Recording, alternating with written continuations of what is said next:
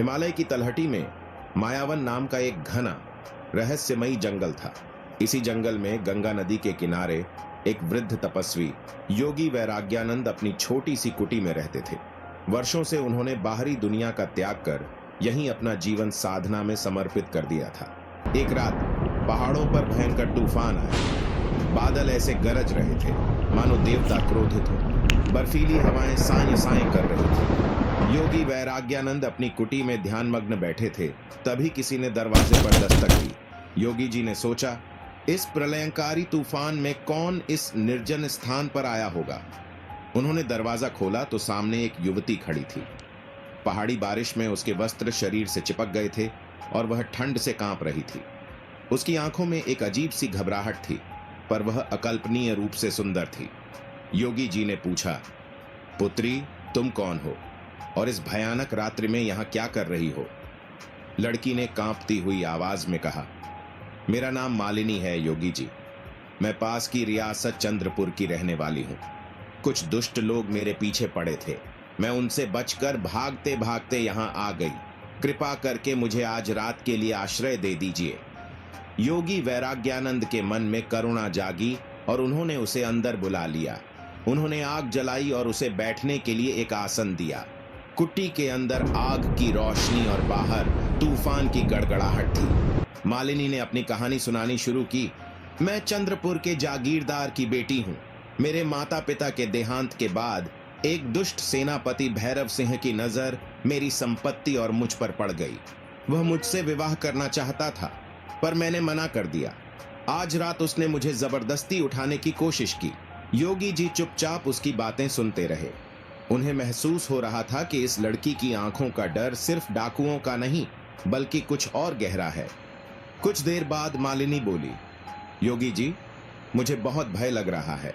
क्या मैं आज रात यहीं रुक सकती हूँ?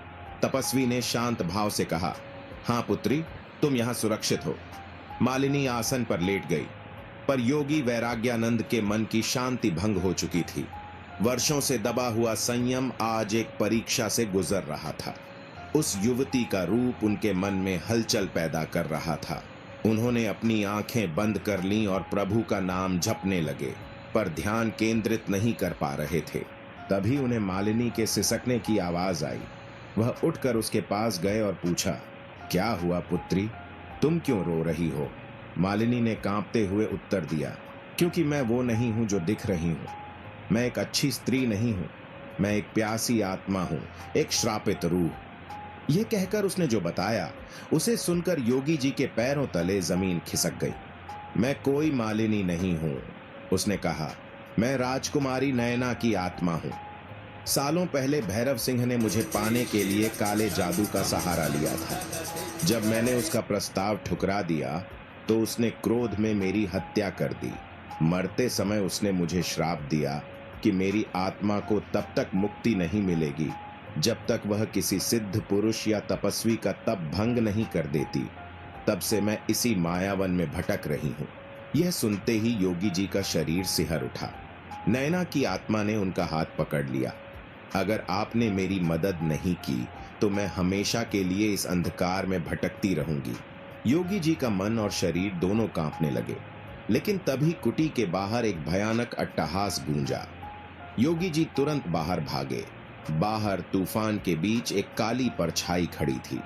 मैं ही भैरव सिंह की प्रेत छाया हूं। वह परछाई बोली, और मैंने ही इसे तुम्हारे पास भेजा है। तुम भी एक पुरुष हो। तुम इसकी सुंदरता से बच नहीं सकते वैराग्यानंद। आज तुम्हारा तप भंग होकर रहेगा। योगी वैराग्यानंद ने एक गहरी सांस ली और शांति से जवाब दिया, तेरा अंधकार मुझ पर प्रभाव नहीं डालेगा। मैंने वासना को नहीं, वैराग्य को चुना है। यह सुनकर नयना की आत्मा शर्म से झुक गई। परछाई फिर गरजी, तुम इंसान हो, तुम नहीं बच सकते। योगी जी ने आंखें बंद की और फिर नयना की ओर मुड़कर करुणा से कहा, पुत्री नयना, मुक्ति किसी और को गिराकर नहीं बल्कि स्वयं उठकर मिलती है। यह लड़ाई तुम्हारी है। अपने अंदर की शक्ति को पहचानो और इस अंधकार से लड़ो। योगी जी के शब्दों ने नयना की आत्मा में एक नई चेतना जगा दी। वह अब डरी हुई नहीं थी। उसने उस प्रेत छाया की ओर देखा और कहा, हाँ, ये मेरी लड़ाई है और मैं इसे खुद लड़ूंगी। उसने अपनी आंखें बंद की और अपनी पूरी आत्मिक शक्ति को एकत्र किया। जैसे ही उसने हाथ उठाकर उस परछाई को छुआ, एक तेज रोशनी फैली और भैरव सिंह की प्रेत छाया चीखते हुए उसी रोशनी में विलीन हो गई। जंगल में पूर्ण शांति छा गई। तूफान थम चुका था। नयना की आत्मा ने योगी वैराग्यानंद को प्रणाम किया। आपने मुझे सही मार्ग दिखाया। हे तपस्वी, आपने मुझे मेरे अपने अस्तित्व की शक्ति से मिलाया। योगी जी ने मुस्कुराकर कहा, अब तुम मुक्त हो, जाओ और परम शांति में विलीन हो जाओ। नयना की आत्मा ने सिर झुकाया और एक सफेद प्रकाश पुंज में बदलकर आकाश में विलीन हो गई। अब वह मुक्त थी, अंधकार से प्रकाश की ओर बढ़ चुकी थी।